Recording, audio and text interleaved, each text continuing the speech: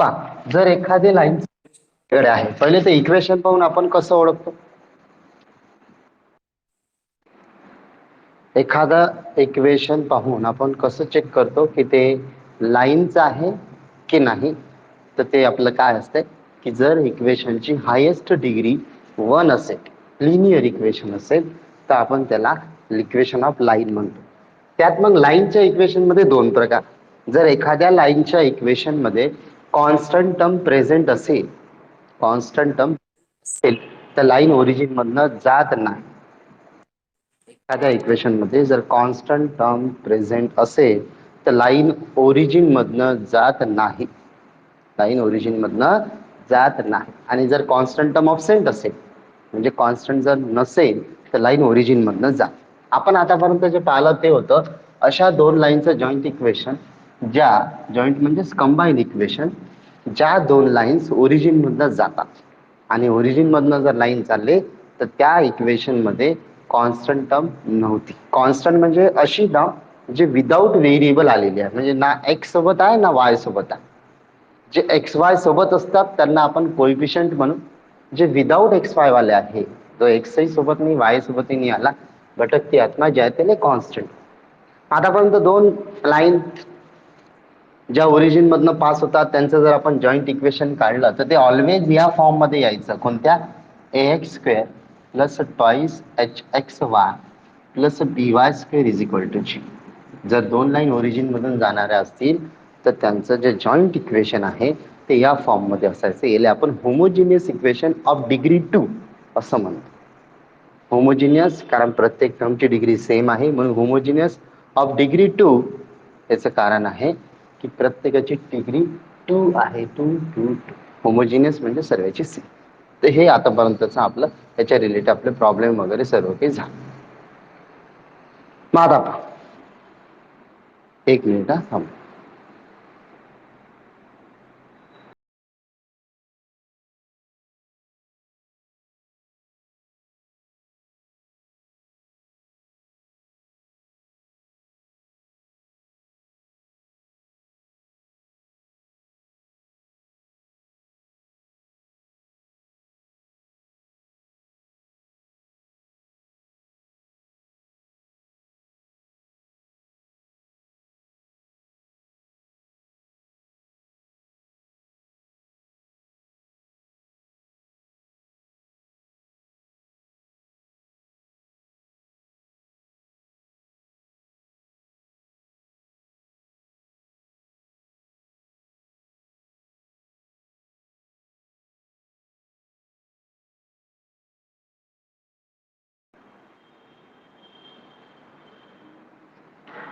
तर पहा आता, हे होतं होमोजिनियस इक्वेशन. अशावाल्या दोन लाईन ज्या ओरिजिन मधनं पास होतात त्यांचं जॉईंट इक्वेशन. आता पहा, हा टॉपिक आपला संपला. त्याच्या रिलेटेड पहिली दुसरी एक्सरसाइज, त्या रिलेटेड मिसलेनियस सर्व प्रॉब्लेम झाले. आता आपल्याला शिकायचं आहे अशा दोन लाईनचं जॉईंट इक्वेशन ज्या ओरिजिन मधनं पास होत नाही. तर कशा फॉर्म मध्ये येतात पहा लक्षात.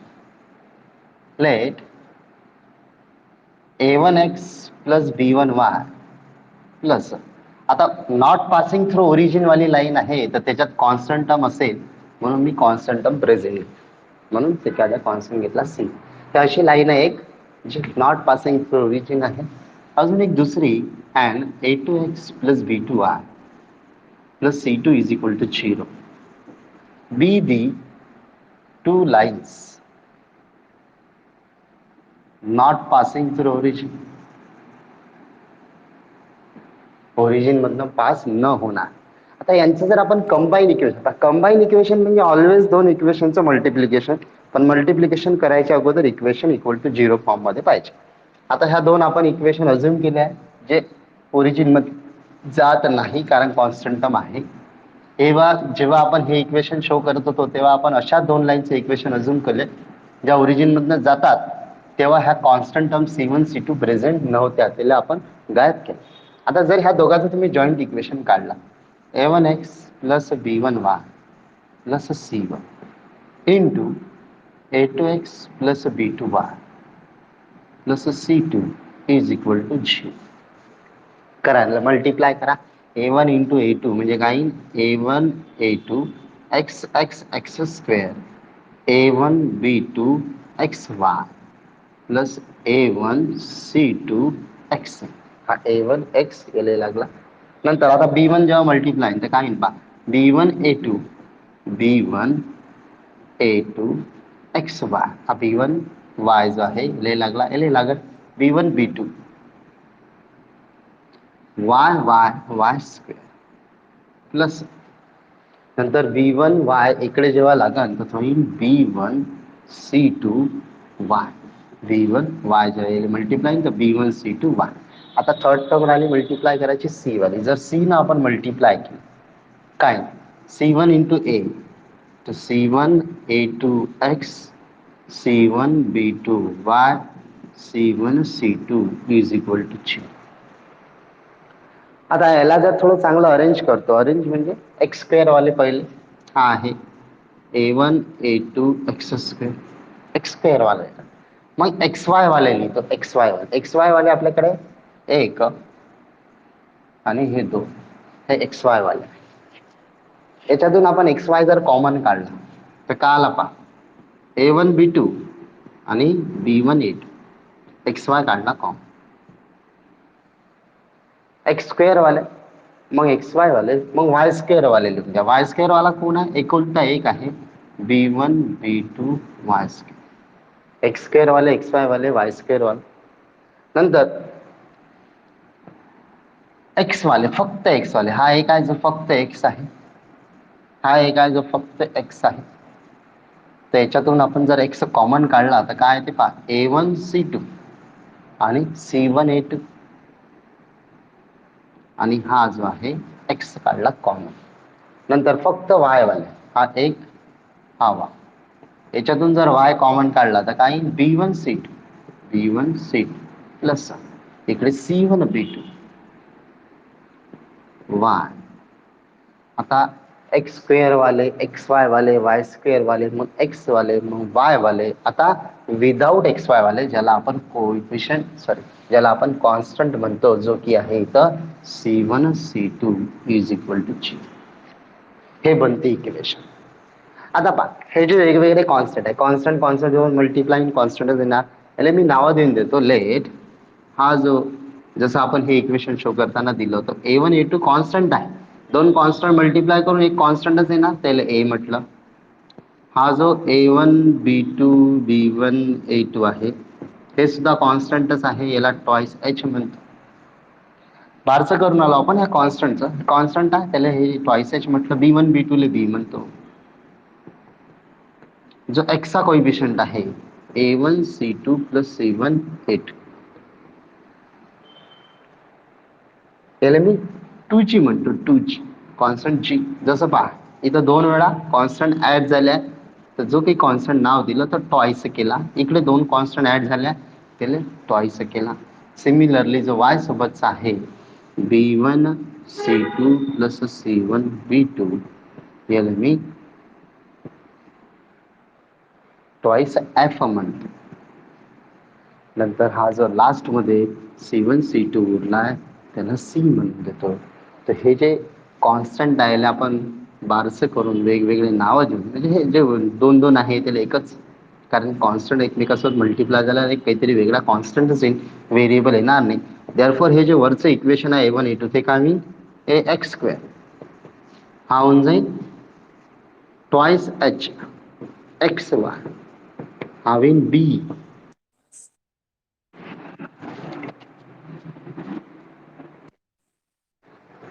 हा झाला BY स्क्वेअर. हा जो आहे याला काय म्हटलं आपण 2G तर 2GX. तो जो Y सोबत आहे त्याला काय म्हटलं आपण 2F आणि जो C1 C2 आहे त्याला म्हटलं C is equal to G. तर हे जे इक्वेशन बनलं ते झालं आता AX square plus twice HXY plus BY square plus 2GX plus 2FY plus C is equal to G. हे जे नवीन इक्वेशन बनलं हे काय झालं AX square twice HXY plus BY square plus 2GX plus 2FY plus C is equal to 0. आणि हे जे equation आहे बा असंच आहे फक्त याच्यात पुढं जास्तीचे टर्म ऍड झालेले आहे. आणि जर एखाद्या इक्वेशन मध्ये प्रत्येक टर्मची डिग्री सेम असेल तर त्याला होमोजिनियस म्हणतो. जसे की हिच्यात प्रत्येक टर्मची डिग्री सेम होती. आता हिच्यात डिग्री 2 आहे, इथं डिग्री 2 आहे, इथं डिग्री 2 आहे, पण इथं डिग्री 2 नाही आहे. इथं डिग्री आहे 1, इथे डिग्री आहे 1, इथं कॉन्स्टंट असल्यामुळे डिग्री आहे 0. म्हणजे प्रत्येक टर्मची डिग्री सेम नाही. आणि असं जे इक्वेशन आहे, जे ax square plus twice h x Y plus B Y square plus 2gx plus 2fy plus c equal to 0 या फॉर्म मध्ये असते, अशा इक्वेशनला ह्या इक्वेशनची हायेस्ट डिग्री 2 आहे, पण प्रत्येक टर्मची डिग्री 2 नाही आहे, म्हणून हे होमोजिनियस नाही आहे. डिग्री 2 वालाच इक्वेशन आहे. असं जे इक्वेशन असते याला म्हणते जनरल सेकंड डिग्री इक्वेशन. त्याला काय म्हणते? General second degree equation.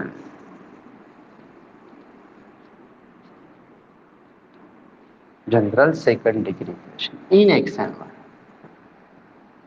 हे जनरलाइज इक्वेशन, हे जनरल इक्वेशन, हे होमोजिनियस इक्वेशन. याची डिग्री 2 आहे, पण प्रत्येक टर्मची डिग्री सेम असल्यामुळे होमोजिनियस होतं. याची डिग्री 2 आहे, पण प्रत्येक टर्मची डिग्री सेम नाही, म्हणून हे होमोजिनियस नाही. या इक्वेशन म्हणतो आपण general second degree equation. General equation of degree 2 in x and Y, कारण दोन व्हेरिएबल एक्स वाय आहे या इक्वेशन मध्ये इन्क्लूड केलेले. तर जसं आपण हे पाठ केलं तसं हे सुद्धा पाठ करायचं, कारण आपल्याला पुढे चालून जर एखादं इक्वेशन ह्या फॉर्म मध्ये आलं तर त्याच्यात ए, एच, बी, जी ह्या सर्व व्हॅल्यू कम्पेअर करून काढावं लागेल. तर त्यासाठी तुम्हाला हे स्टँडर्ड इक्वेशन पाठ असले पाहिजे. General second degree equation ax square twice H x Y B Y square तेवढंच आहे जे पहिलं होतं. जास्तीचं आलं 2gx 2fy plus C equal to 2gx plus 2fy plus C is equal to 0. हे एक थोडंसं एक्स्ट्रा आहे, हे पाठ करायचं. बाकी तर ॲज इट इज तेवढं आहे तेवढंच. आता जसं ह्या थेरम बद्दल होतं, कोणत्याही दोन लाईन ज्या ओरिजिन मधनं पास होता त्यांचं जर जॉईंट इक्वेशन काढलं तर ते याच फॉर्म मध्ये येणार. कोणत्या? या ax square twice H x Y B Y square equal to 0. पण जर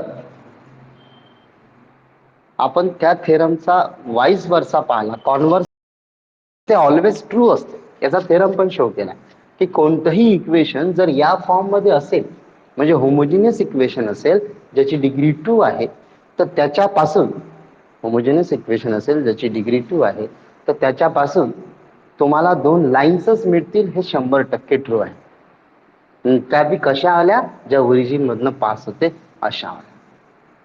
मग आता जसं याच्याबद्दल कॉन्व्हर्स सुद्धा ट्रू आहे की ओरिजिन पासून जाणाऱ्या दोन लाईनचं जॉईंट इक्वेशन याच्याच सारखं दिसेल, याच्याच सारखं दिसणारं प्रत्येक इक्वेशन ओरिजिन मधून जाणाऱ्या दोन लाईन्सच देतील. पण या थेरमचं हा जो पुढचा जनरल सेकंड डिग्री इक्वेशन आहे याचा कॉन्व्हर्स इज नॉट ट्रू. म्हणजे जे इक्वेशन याच्यासारखं दिसते ते जरुरी नाही की 100% त्याच्यापासून दोन लाईन्सच मिळतील. नॉट पासिंग थ्रू ओरिजिन भेटूही शकतात लाईन, नाही पण भेटू शकतात. त्याचा कॉन्व्हर्स ट्रू आहे, त्याचा कॉन्व्हर्स ट्रू नाही. ट्रू नाही म्हणजे युनिव्हर्सल ट्रूथ नाही की ऑलवेजच तुम्हाला अशा फॉर्म मध्ये दिसणारा प्रत्येक इक्वेशन दोन लाईन्सच देणार. याच्याबद्दल असे 100% गॅरंटी आहे की याच्या फॉर्म मध्ये दिसणाऱ्या ज्या दोन लाईन्स आहेत त्या ओरिजिन मधून जाणाऱ्या दोन लाईन्सच देतील. पण या फॉर्म मध्ये दिसणारे इक्वेशन दोन लाईन्सच देईल याची गॅरंटी नाही. देऊ पण शकतात दोन लाईन, नाही पण देऊ शकतात. इट मे रिप्रेझेंट और may not represent the two lines. मग आता कसं? जर दोन लाईन्स रिप्रेझेंट करत असेल तर केव्हा रिप्रेझेंट करत, केव्हा नाही रिप्रेझेंट करत, तर त्याच्याबद्दल थोडीशी वेगळी पहा. लक्ष द्या. If ax square plus twice H x Y plus B Y square plus 2gx plus 2fy plus C is equal to 0 जर एखादं इक्वेशन या फॉर्म मध्ये असेल and the determinant A, B, C, H, G, F, H, G, F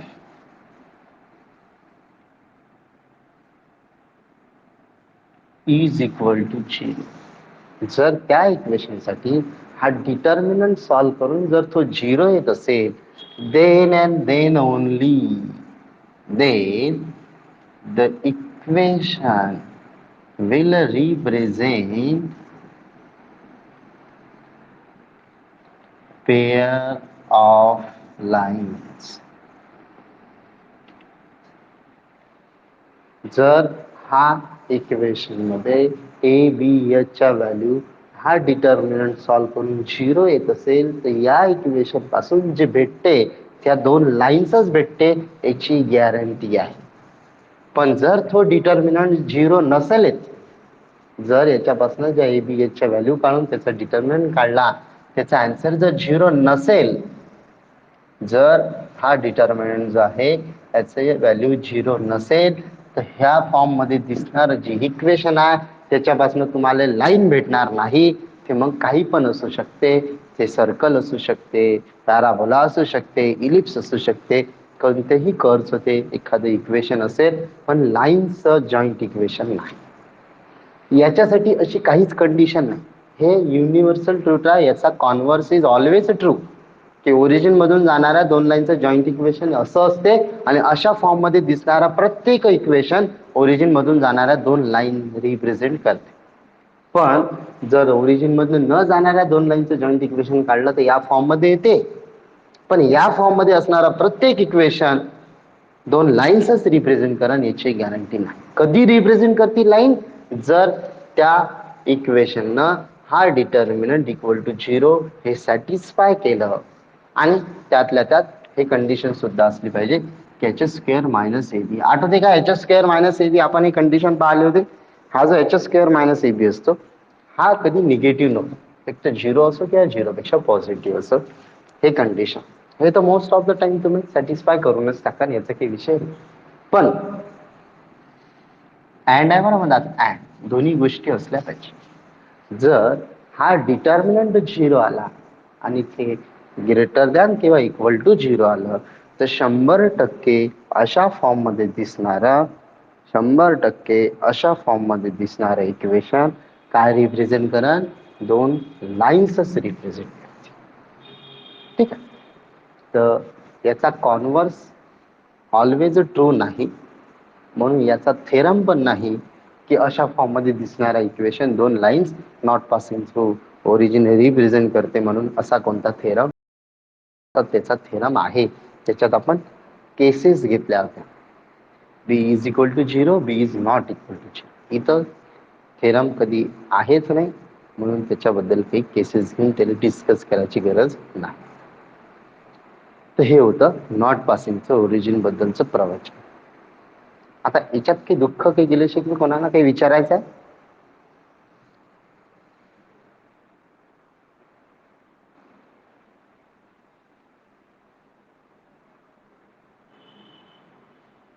यामध्ये काही difficulty, काही दुःख? पल्लवी, गौरी, स्वराज, प्रथमेश, साहिल शिंदे, ऋतुजा,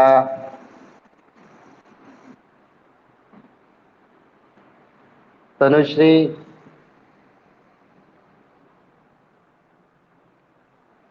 सांग बरं मी काय काय शिकवलं? तनुश्री सांगा मला.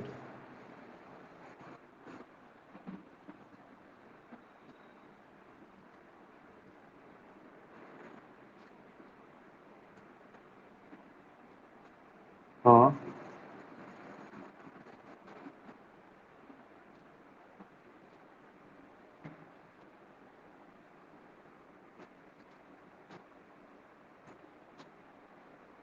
आणि जर भेटत असेल तर कधी भेटेल याच्यापासून दोन लाईन?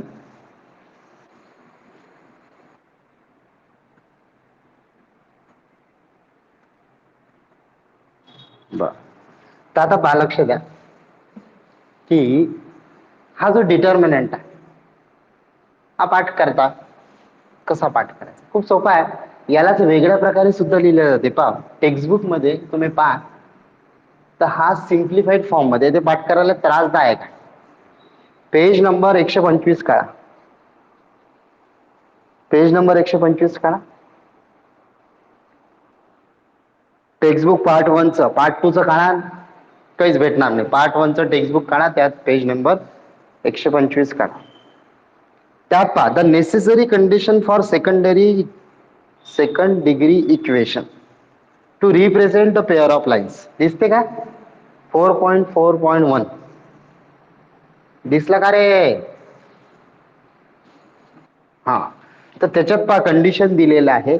त्याचे दिसते ना, पहिली condition A B C plus 2FGH minus AF square minus BG square minus CH square equal to 0. ते म्हणजे याला सॉल्व्ह करून जे भेटन ते.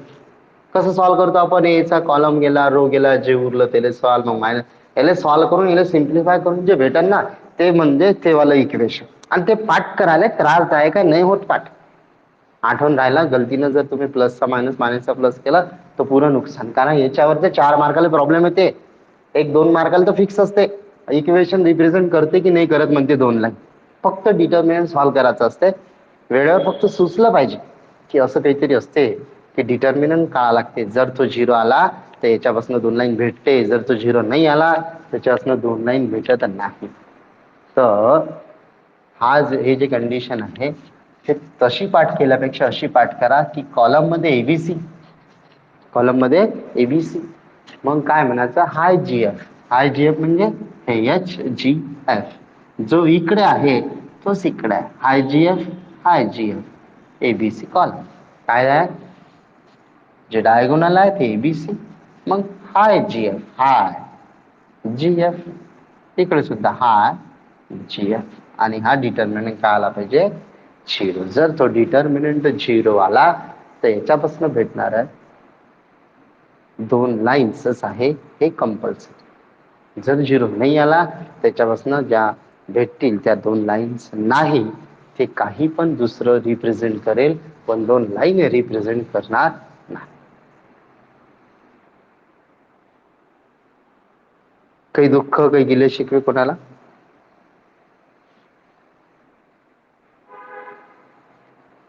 अरे काही दुःख, काही गिले शिकवे.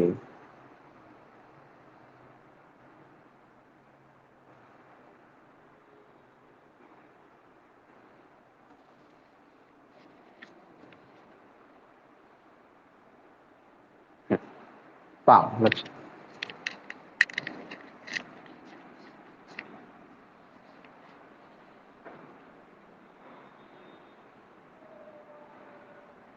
आता हे जे जनरल सेकंड डिग्री इक्वेशन आहे, जनरल सेकंड डिग्री इक्वेशन मध्ये जे AHB ची व्हॅल्यू आहे ते सेम व्हॅल्यू जर तुमचं जे होमोजिनियस इक्वेशन असेल AX square twice HXY plus BY square equal to 0, जे होमोजिनियस इक्वेशन आहे त्या होमोजिनियस इक्वेशन मध्ये जे AHB ची व्हॅल्यू आहे आणि ह्या जनरल सेकंड डिग्री पहा, याच्यापासून काय भेटते? ओरिजिन मधून न जाणाऱ्या लाईन्स. याच्यापासून काय भेटते? ओरिजिन मधनं जाणाऱ्या लाईन्स. 2. जर तुमचं एखादं जनरल सेकंड डिग्री इक्वेशन, तर पहा 2 नॉट पासिंग थ्रू ओरिजिन वाल्या 2 लाईनचं जॉईंट इक्वेशन, पासिंग थ्रू वाल्या ओरिजिन मधनं पासिंग थ्रू वाल्या 2 लाईनचं जॉईंट इक्वेशन सोबत कम्पेअर केल्यानंतर त्याचे जर AHB च्या व्हॅल्यू इक्वल असेल तर ह्याची गॅरंटी आहे की याच्यापासून भेटणाऱ्या 2 लाईन्स आणि याच्यापासून भेटणाऱ्या 2 लाईन्स एकमेकाला पॅरलल असतील. काय म्हटलं पहा, जर एखादं जनरल सेकंड डिग्री इक्वेशन म्हणजे नॉट पासिंग थ्रू ओरिजिन वाल्या 2 लाईनचं जॉईंट इक्वेशन जर तुमच्याकडे आहे आणि ओरिजिन मधनं जाणाऱ्या 2 लाईनचं जॉईंट इक्वेशन तुमच्याकडे आहे, कम्पेअर करून जर तुमचे AHB दोघांचे इक्वल येत असेल तर या केसमध्ये तुमच्या ह्याच्यापासून भेटणाऱ्या ज्या 2 लाईन आहे, ज्या ओरिजिन मधनं जातात, त्या 2 लाईनले ह्या ओरिजिन मधनं न जाणाऱ्या 2 लाईन ज्या ह्याच्यापासून भेटते त्या कशा राहतील? पॅरलल राहतील. हे एक पहिली केस आठवण ठेवायची. काय सांगितलंय? जर इक्वेशन असं वालं जर एखादं equation these lines are parallel म्हणजे काय? याच्यापासून भेटणाऱ्या ज्या लाईन्स आहे, लाईन्स रिप्रेझेंटेड बाय, याच्यापासून भेटणाऱ्या ज्या लाईन्स आहे आर पॅरलल टू याच्यापासून भेटणार. ह्याच्यापासून भेटणाऱ्या लाईन ह्याच्यापासून भेटणाऱ्या लाईनला पॅरलल्स राहतील. काय हे ए एच बी इकडे आणि तिकडे सेम आहे मग हे पहिलं. दुसरं, जसं आपण दोन लाईन मधला अँगल काढत होतो त्याच्यापासून आपल्याला ज्या दोन लाईन भेटायच्या त्याच्यापासून आपल्याला ज्या दोन लाईन भेटायच्या त्याच्यामधला अँगल काढायसाठी जो फॉर्म्युला होता तो same formula. If theta is the acute angle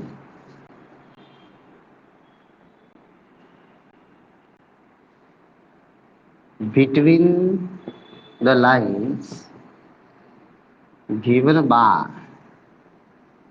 equation ax square twice hxy plus by square plus 2gx plus 2fy plus c is equal to 0. याच्यापासून भेटणारा दोन लाईन मधला अँगल जर समजा थीटा असेल तर देन फॉर्म्युला असते मॉड ऑफ 2 रूट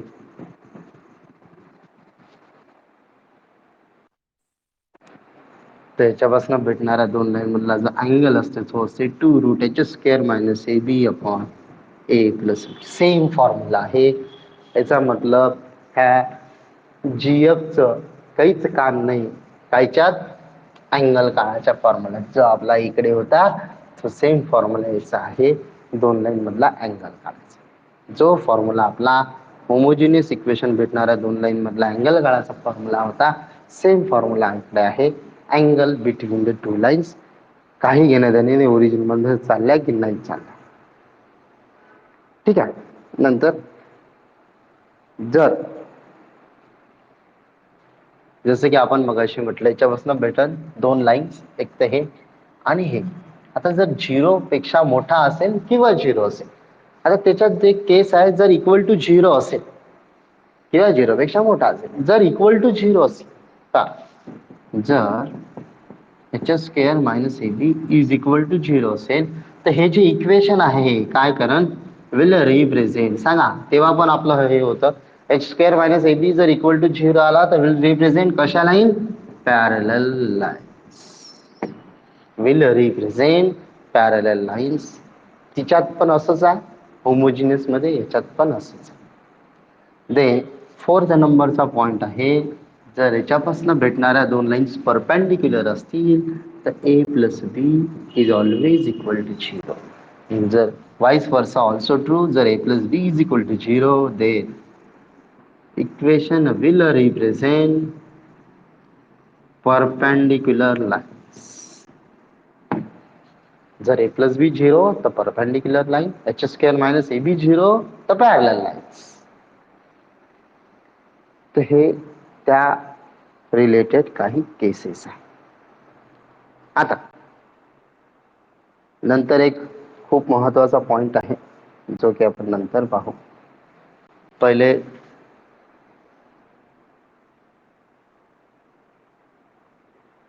याचा screenshot काढून घ्या. त्याच्यात काही दुःख काही गेले शिकवे असेल तर ते विचारून घ्या.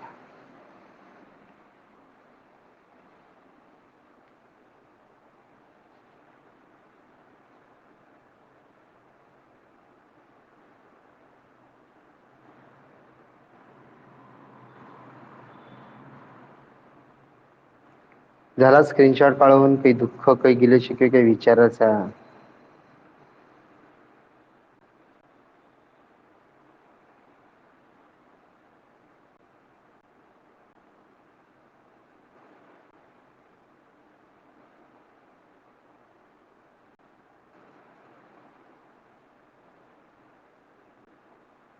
कोणालाच काही नाही विचारा.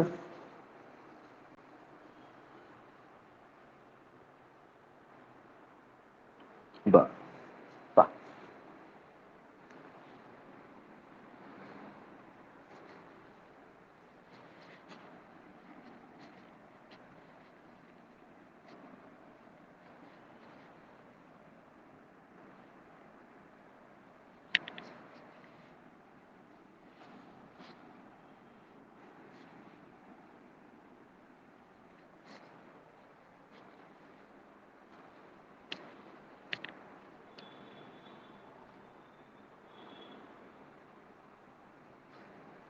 आता काय त्याच्यापासून जर हा डिटर्मिनंट सॉल्व्ह करून 0 आला तर याच्यापासून आपल्याला 2 लाईन्स मिळतात, हे पक्क. आता त्या लाईन्सचं नेचर कसं, जर हे इक्वेशन पहिले जरुरी आहे की या फॉर्म मध्ये दिसणारं इक्वेशन ह्या डिटर्मिनंटला इक्वल टू 0 सॅटिस्फाय करेल. जर या फॉर्म मध्ये दिसणारं इक्वेशन हा डिटर्मिनंटला सॅटिस्फाय करेल तर हे फिक्स झालं की आता याच्यापासून लाईन भेटतात. आता लाईन भेटल्यानंतर त्याच्यापासून लाईन भेटल्यानंतर लाईन पॅरलल असू शकतात, परपेंडिक्युलर असू शकते, अजून कोणत्या प्रकारे असू शकते लाईन सांगा बरं. असं विन का लाईन पॅरलल पण नाही, परपेंडिक्युलर पण नाही?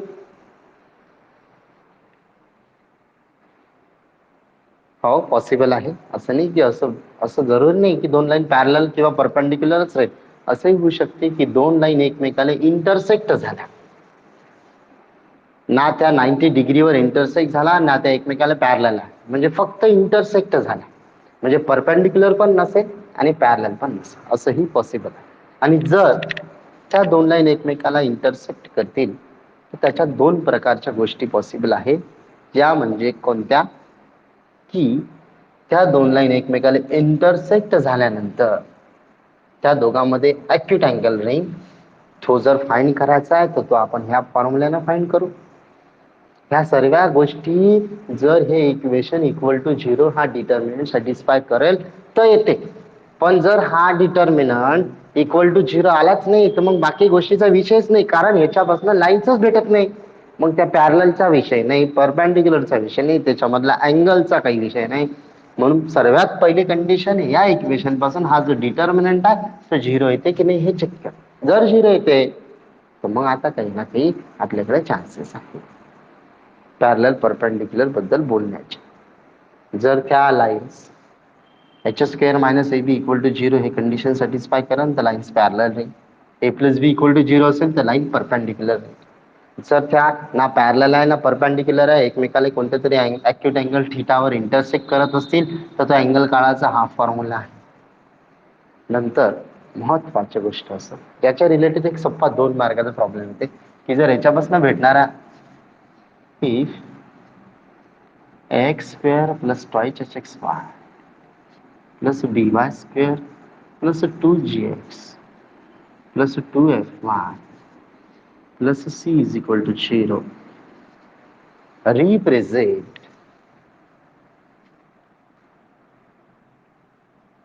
two intersecting lines. जर ह्या 2 इंटरसेक्टिंग म्हणजे एकमेकाला कट करणाऱ्या लाईन्स रिप्रेझेंट करत आहे, त्या एकमेकाला ना पॅरलल आहे ना परपेंडिक्युलर आहे, पण एकमेकाला जर इंटरसेक्ट करणाऱ्या लाईन्स रिप्रेझेंट करत असेल तर then the point of intersection the point of intersection of that two lines. जर याच्यापासून आपल्याला जो 2 लाईन्स भेटतात आहे त्या 2 लाईन जर एकमेकाला इंटरसेक्ट करत असेल तर त्या 2 लाईनचा जो पॉइंट ऑफ इंटरसेक्ट करते म्हणजे एकमेकाला कट करते, आणि जिथे कट करत असेल तो जो पॉइंट आहे तो पॉइंट जर तुम्हाला काढायचा असेल तर तो पॉइंट ऑफ इंटरसेक्शन असतो थोडासा किचकट आहे, hf - bg divided by h² - ab comma hg - af divided by h² - a. हा फॉर्म्युला पाठ करायचा. हा काय आहे, हा आहे जर याच्यापासून भेटणाऱ्या 2 लाईन्स एकमेकाला इंटरसेक्ट करत असतील तर जिथं त्या एकमेकाला इंटरसेक्ट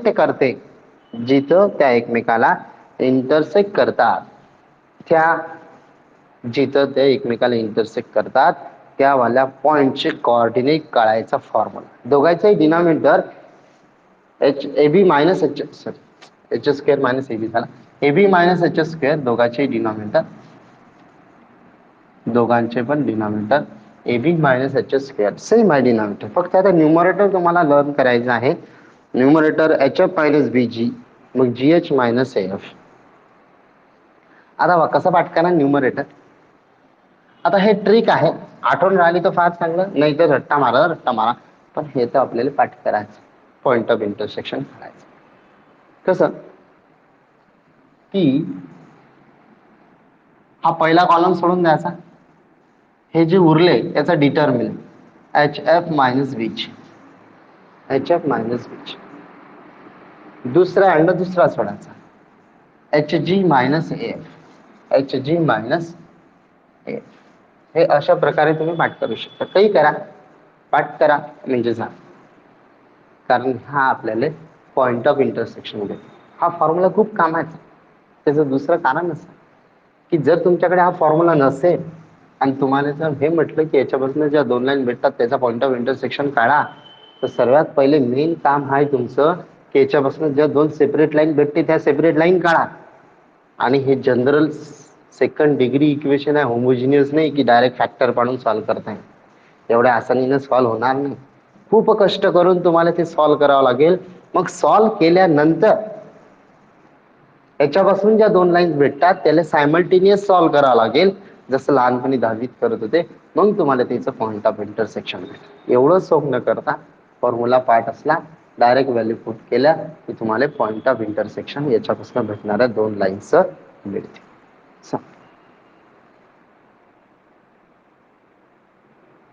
काही दुःख, काही गिले शिके, कोणाला काही विचारायचं आहे?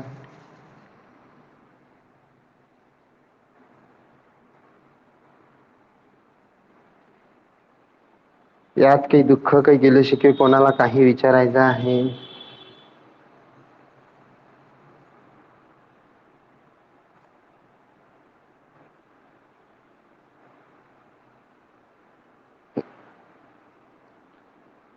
बर,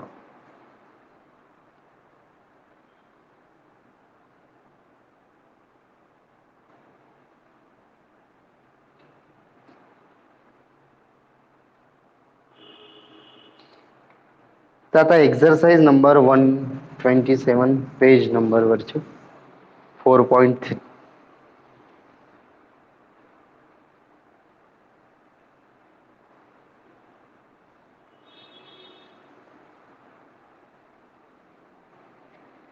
कळली? Exercise number 127 page number 127 exercise number 4.3. कळली का एक्सरसाइज?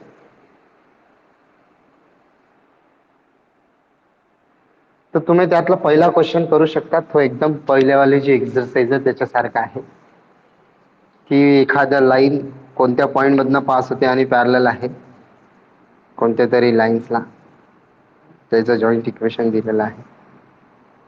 तर पहिलं आणि दुसरं प्रॉब्लेम, तिसरं सुद्धा, चौथं सुद्धा करता येते. पण तुम्ही फक्त पहिला क्वेश्चन करा. माझी आता असं दुसरी बॅच आहे, नाही आपण ही बॅच कंटिन्यू केली असती. तर पहिला क्वेश्चन आता तुम्हाला जमेल नाही जमेल. पॅरलल दिलेला आहे, जॉईंट इक्वेशनले सेपरेट काढून करता येईल, नाही आलं तर मग वेगळा. जाऊ द्या, पहिला राहू द्या, काहीच नका करू. फक्त एवढं काम करा की पेज नंबर 125 वर जे सॉल्व प्रॉब्लेम आहे पहिलं, मग पेज नंबर 126 वर दुसरं, तिसरं, हे जे 3 प्रॉब्लेम आहे सॉल्व वाले, 1 2 3, ते सॉल्व वाले प्रॉब्लेम वाचून घ्या फक्त. बस एवढंच कष्ट करा. आणि हे पूर्णच्या पूर्ण आज जे शिकवलं आहे त्याला एक वेळा डबल रिवाइज करून घ्या की पॉइंट ऑफ इंटरसेक्शन काढायचा काय फॉर्म्युला, पॉइंट ऑफ इंटरसेक्शन काढायचा काय फॉर्म्युला, त्याच्यानंतर डिटर्मिनंटचा काय फॉर्म्युला आहे. हा डिटर्मिनंट इमानदारला पाठ करा. तुम्हाला काही असो 2 मार्क ह्या डिटर्मिनंट देऊनच जाते. 2 कमीत कमी, जास्त देऊ शकते पण कमीत कमी 2 तर देणारच.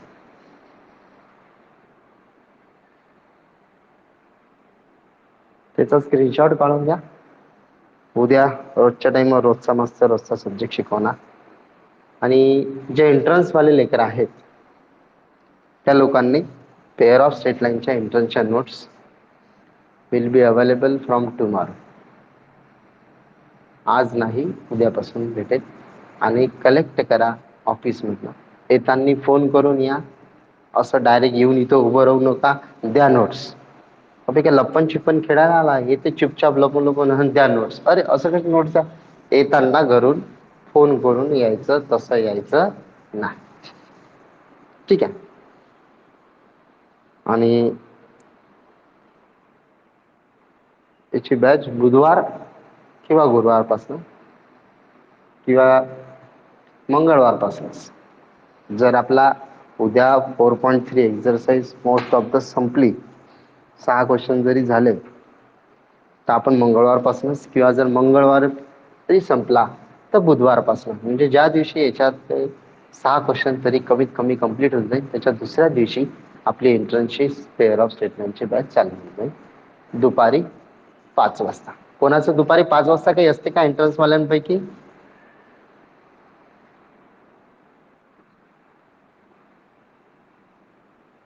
तनुश्री, काही नसतं ना 5 ला?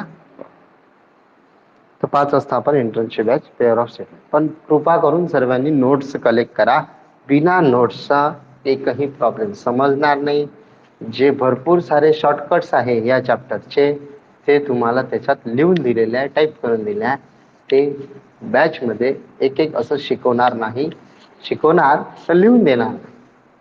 तर ते तुमच्याकडे लिहून दिलेल्याची हार्ड कॉपी तुम्हा लोकांना मिळेल नोट्समध्येच. तर ते आठवणीनं उद्या कलेक्ट करा. ठीक आहे, धन्यवाद. आजच्या दिवसासाठी एवढंच. भेटूया उद्या रोजच्या टाइमवर, रोजचा मस्त रोजचा सब्जेक्ट शिकू.